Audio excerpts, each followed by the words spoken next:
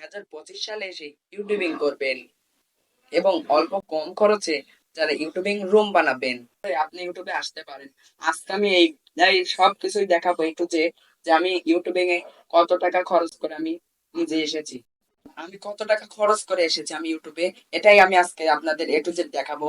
এবং আপনাদের কত টাকা খরচ হবে 2025 সালে, সামান্য দাম কিসের কত, সব আমি আজকে দেখাবো। এজন্য বেশ কথা না পারি, চলুন ভিডিওতে দেখাই যে আমি কত টাকা দিয়ে কি কিনেছি, সব দেখাবো। সো বন্ধুরা, এই হলো আমার ইউটিউব সেটআপ। দেখতেই পাচ্ছেন কতটা বেকার্য। এই সমস্যা নেই, অমনি আমি চালাই। দেখেন বন্ধুরা, আমি একটা লাইট কিনেছি। এটা এটা নিয়েছে 100, এটা নিয়েছে 100।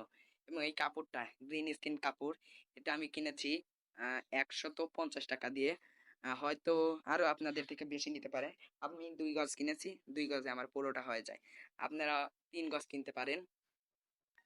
এবং বন্ধুরা, আমি একটি স্ট্যান্ড ব্যবহার করেছি।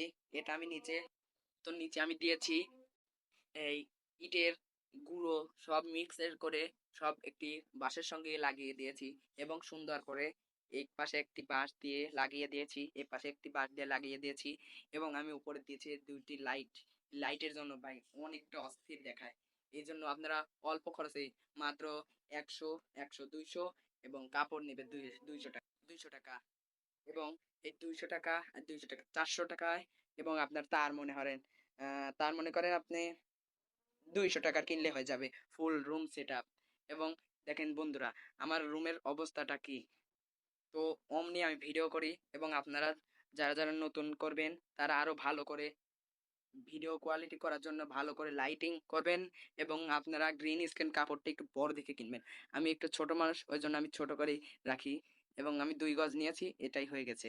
আপনারা একটু ভালো উন্নত মানের কাপড় নিবেন, টিয়া কালার এবং গ্রিন স্ক্রিন চলে আসবে, সমস্যা নেই।